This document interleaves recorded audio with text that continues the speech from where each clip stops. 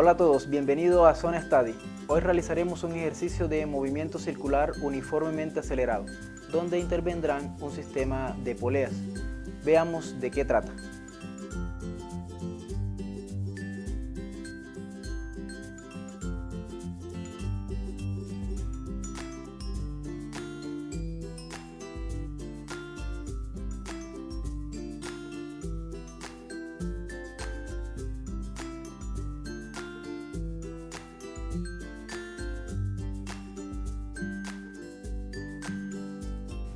Bien, ya tenemos nuestro sistema de polea y los datos iniciales que nos entregan es la posición angular de la polea 4 en función del tiempo.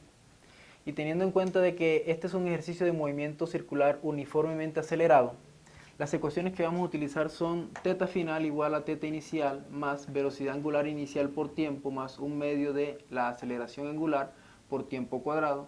La magnitud de la velocidad lineal es exactamente igual al radio de la polea por la magnitud de la velocidad angular. La aceleración tangencial es exactamente igual al radio de la polea por la magnitud de la aceleración angular. Ahora, comparando la ecuación inicial para la polea 4 con la ecuación 1, nos damos cuenta de lo siguiente. Solo comparando.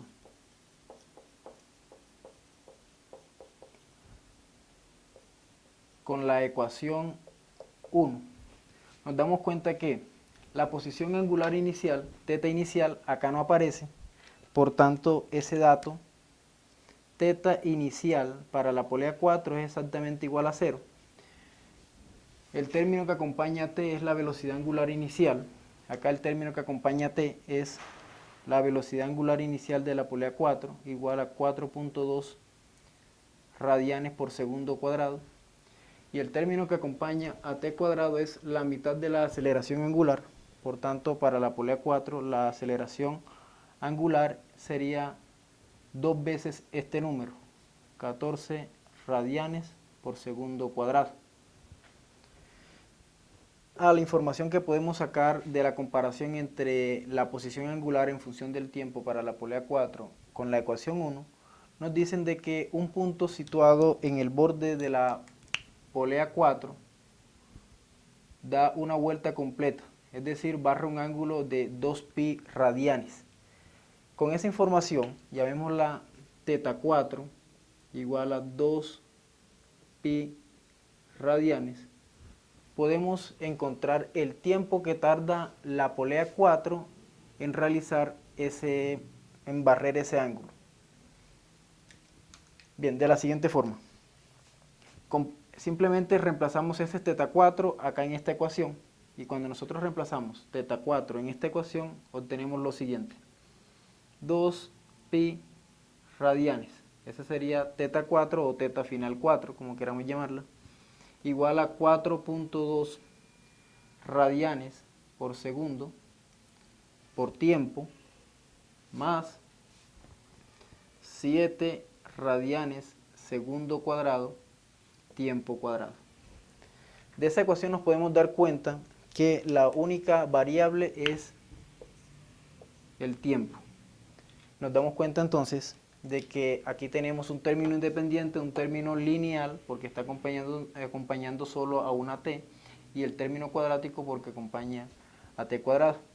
De allí podemos entonces construir nuestra ecuación cuadrática, pasando este término para el otro lado, y obviando las unidades nos quedaría de la siguiente forma: 7t cuadrado más 4.2t menos 2pi igual a 0.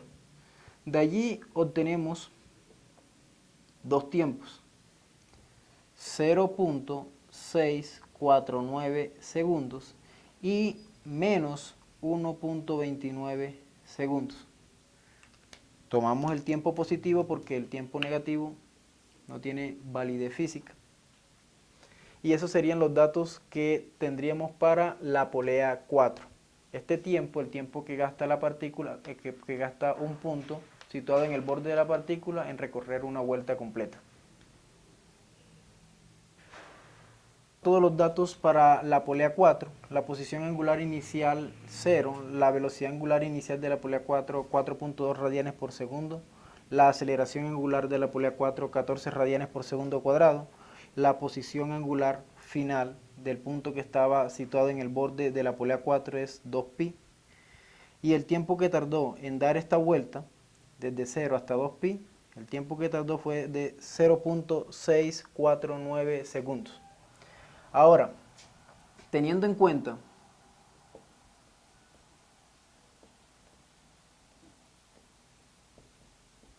que la polea 4 y la polea 2 están unidas por una banda, polea 4 unida a polea 2, perdón, polea 1 por una banda, podemos escribir la siguiente relación, que la velocidad lineal de la polea 1 es exactamente igual a la velocidad lineal de la polea 4. Pero nosotros no tenemos información de la velocidad de la polea 4, sino la velocidad angular inicial. De aquí entonces, ¿qué tenemos? Que la velocidad angular, la velocidad lineal de la polea 1 es exactamente igual a la velocidad lineal inicial de la polea 4. Utilizando la ecuación 2, podemos reescribir esto que está aquí de la siguiente forma. Velocidad inicial de la polea 1 es exactamente igual al radio de la polea 4 por la velocidad angular inicial de la polea 4. Velocidad lineal inicial de la polea 4 es exactamente igual al radio de la polea 4 por la velocidad angular inicial de la polea 4.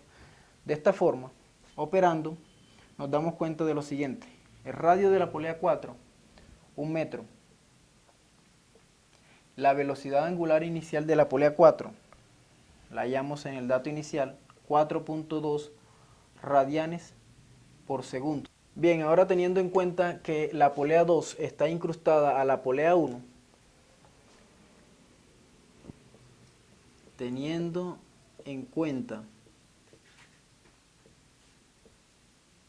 que polea 2 está incrustada a polea 1,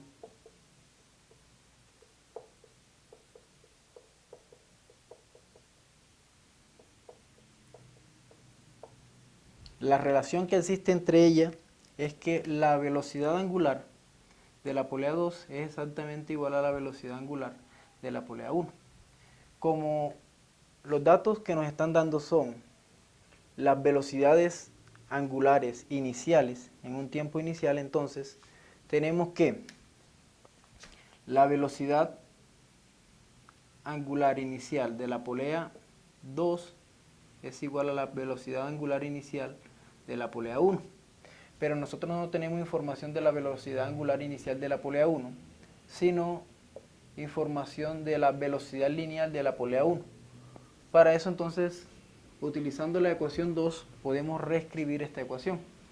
De la ecuación 2, despejando la velocidad angular, obtenemos que es exactamente igual a la velocidad lineal sobre el radio de la polea. De aquí obtenemos entonces que la velocidad angular inicial de la polea 2 es la velocidad lineal de la polea 1 sobre radio de la polea 1. La velocidad lineal de la polea 1, 4.2 metros por segundo, y el radio de la polea 1, 4 metros. Esto nos da como resultado 1.05 radianes por segundo. Bien, ahora teniendo en cuenta que la polea 2 y la polea 3 están unidas por una banda, polea 2 unida a polea 3 por una banda. Como están unidas por una banda, la relación que existe entre ellas es que las velocidades lineales iniciales son exactamente las mismas.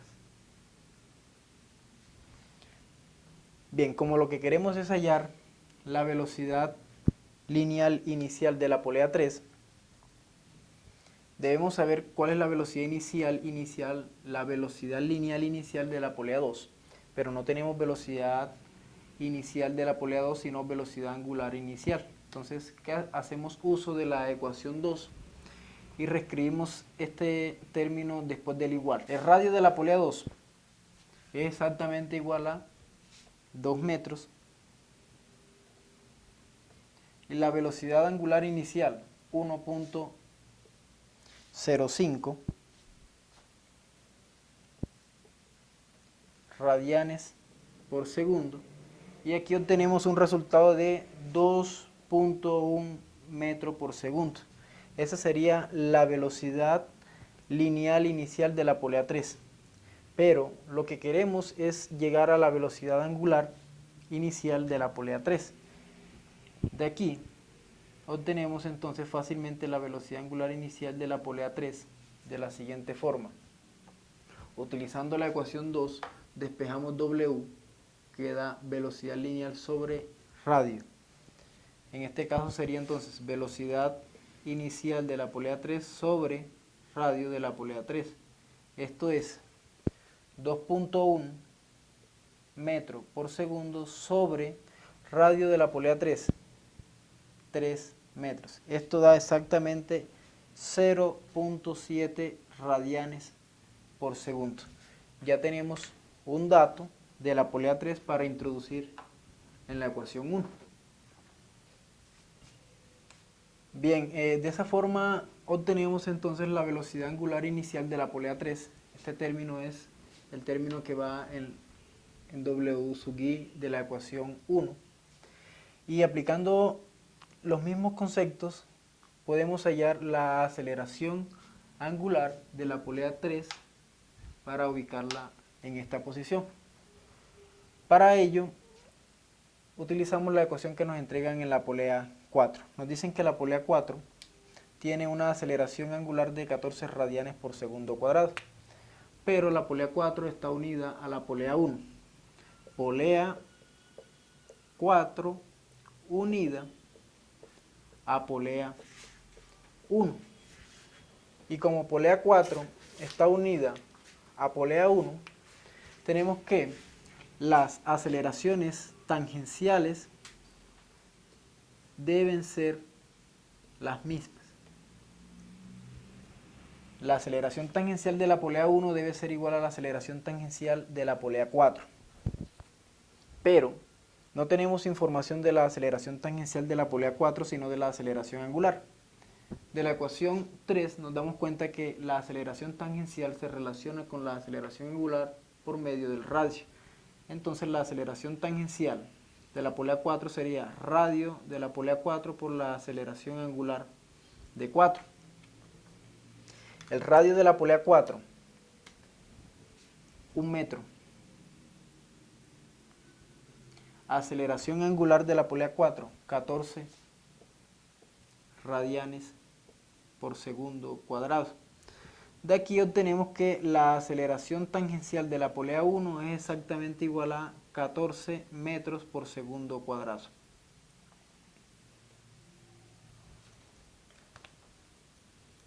Ahora tenemos que la polea 1 y la polea 2 están incrustadas. Como la polea 1 y la polea 2 están incrustadas, la relación que existe entre ellas es que la aceleración angular debe ser la misma. Aceleración angular de la polea 2 debe ser igual a la aceleración angular de la polea 1. Nosotros no tenemos información de la aceleración angular de la polea 1, sino de la aceleración tangencial de la polea 1. Pero lo que sí tenemos es la ecuación 3. A partir de la ecuación 3, despejando la aceleración angular, nos queda que es exactamente igual a la aceleración tangencial sobre el radio de la polea. Aceleración tangencial sobre el radio de la polea.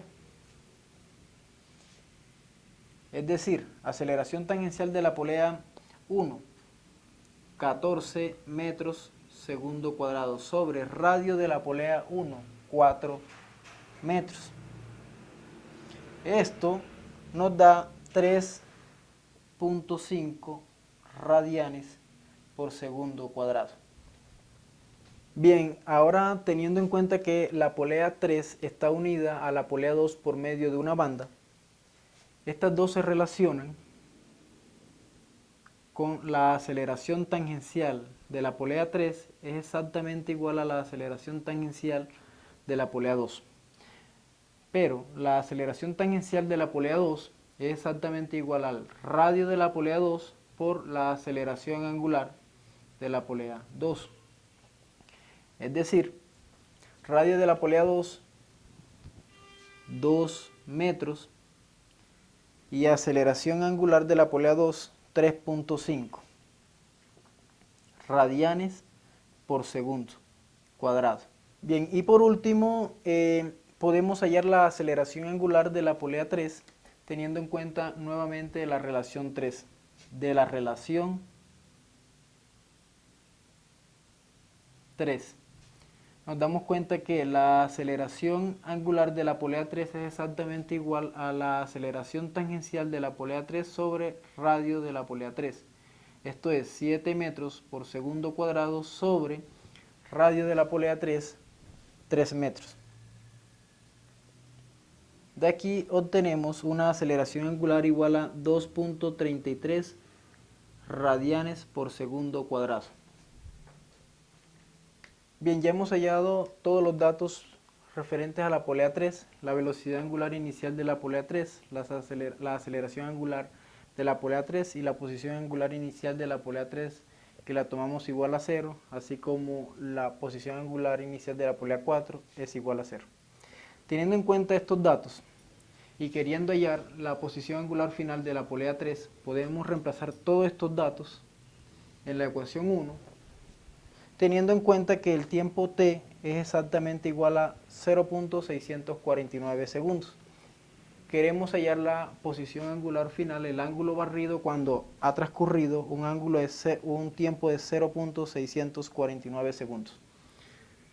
Entonces, posición angular final para la polea 3 es exactamente igual a la posición angular inicial de la polea 3, 0, más velocidad angular inicial de la polea 3, 0.7 radianes por segundo, por tiempo, 0.649,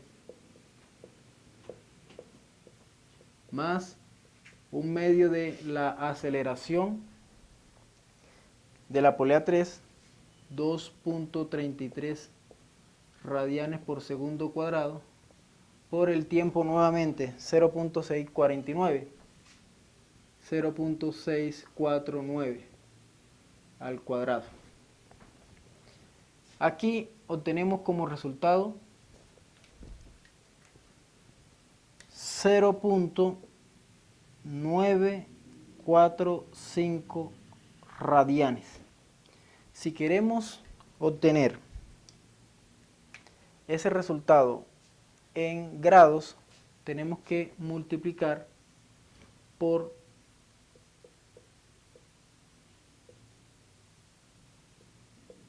180 grados sobre pi radianes. 180 grados es exactamente igual a pi radianes. Y ahí obtenemos un resultado de 54.14 grados.